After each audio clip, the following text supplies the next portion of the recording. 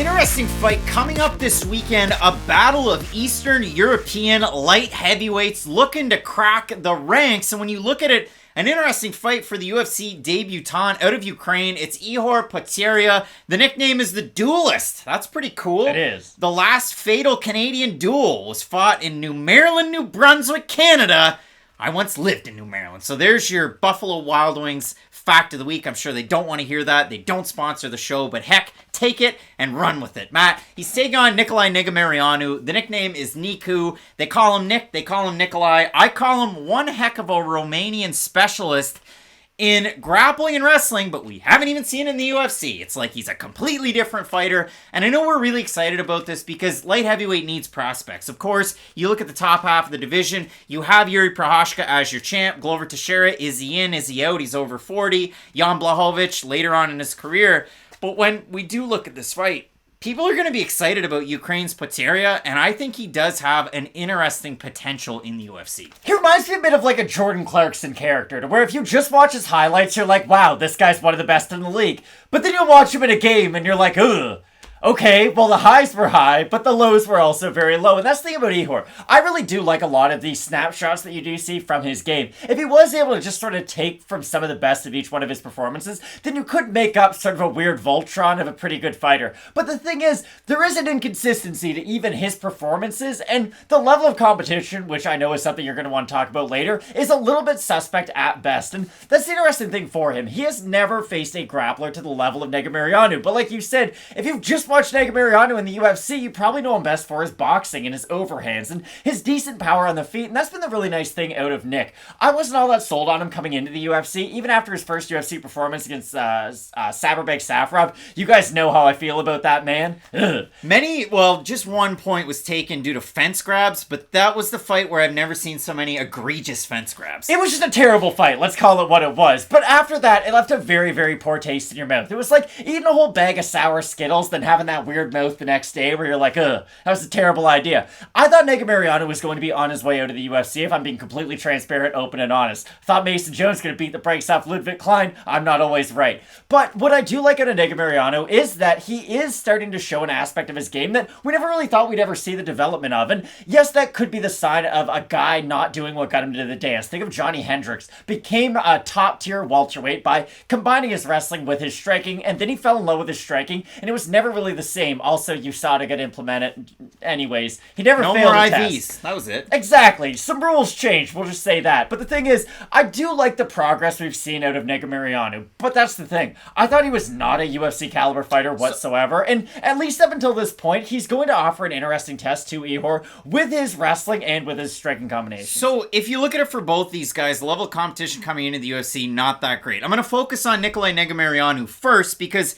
the overall record of the guys that he beat, he was undefeated, was 37-81. The best win that he had was a first-round TKO doctor stoppage win in 2017 over now PFL heavyweight Hatef Moali, who I actually consider a really good fighter, and I've said that kind of defending Negumereanu the whole length of it, but Negumereanu was known as this type like Aliaskar Pesriev, where I'm going to ankle pick a guy in a heavier weight class, throw him around, I'm going to suplex guys. Like, Negumereanu is one of those fighters that if you like a guy like Vitaly Minakov or, again, the aforementioned Hazariev, very athleticism-based. Yeah, you're really going to like him. He gets it done quick, and again, against poor levels of competition, but still, records are for DJs at some points. Negumereanu comes in on 2 weeks' notice to fight Sabarbek Safarov, replacing Gokhan Saki, and he gets beaten that fight. Again, it's not very fun. You don't really get to learn a whole heck of a lot. He takes on Alexa Kammer in his next fight, which is about 2 years after the Safarov fight.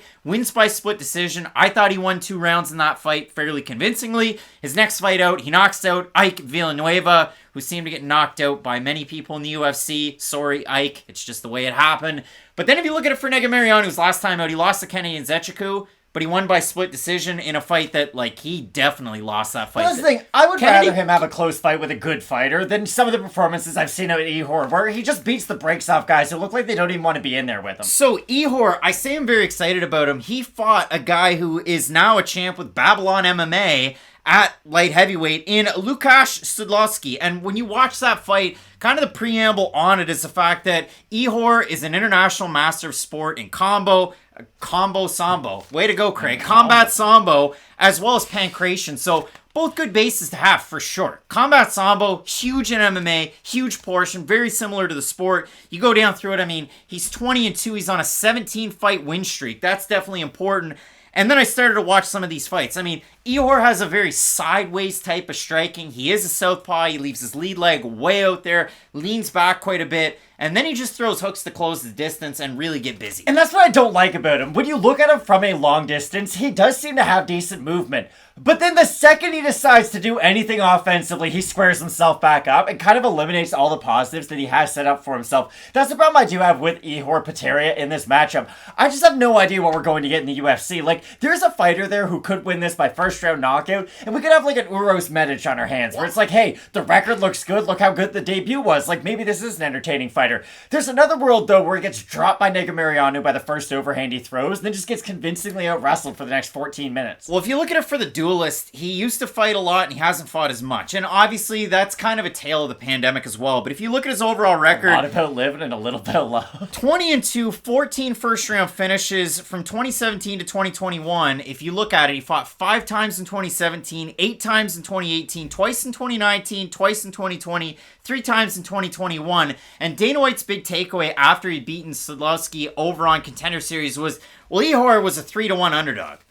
Okay, Dana, again, that's not how odds work. If one guy's minus 300 and you're plus 175, you're not a 3-1 underdog. You're a plus 175 underdog. The other guy was a 3-1 favorite. But I went through and I looked at it. The last 3 opponents that Potieria had, their combined records was 24-7. That's very respectable. Szydlowski, over on Contender Series, very good fighter. The other 17 wins, 53-76. And again, the finishes...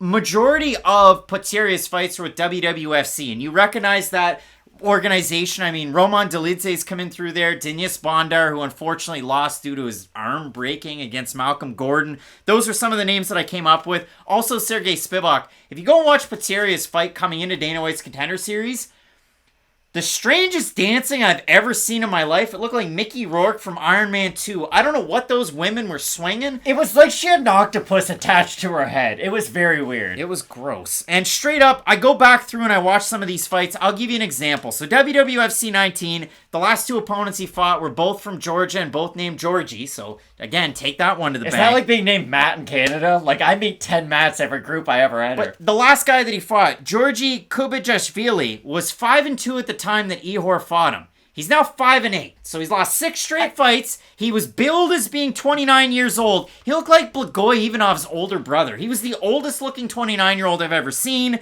And in that fight, he drops/slips Potieria with a right cross, so Potieria looks completely caught off guard that he's off on his back. And then from there, he ends up syncing up a wicked triangle choke off his back, but I didn't really like that. I know I sound like I'm ragging on the guy. Okay, great finish. WWFC 18, the other Georgie, where the dancing happened. In that one, good double underhooks, and you can see that in a lot of these clinch situations, whether it's gone for by his opponent or he goes for it. Great double underhooks.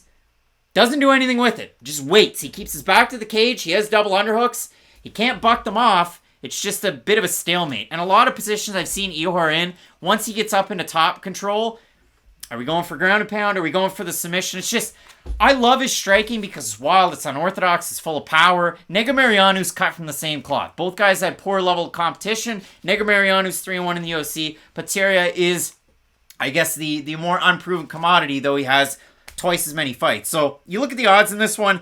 Negumereanu open to plus 170, plus 120 right now. For Potieria, open a minus 200, minus 142. We have a look at the Topology votes, Matt. Surprise to us there, to you.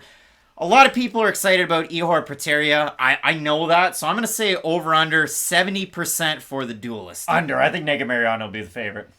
Nope. 1,085 total votes, 69% Potieria, 20% by decision, 70% by knockout. For the 31% that have Negumereanu, 70% by decision, and 18% by KO TKO. Potieria closes distance quicker, throws hooks. They both do. I think somebody's going to get finished in this fight. It's just a matter of who.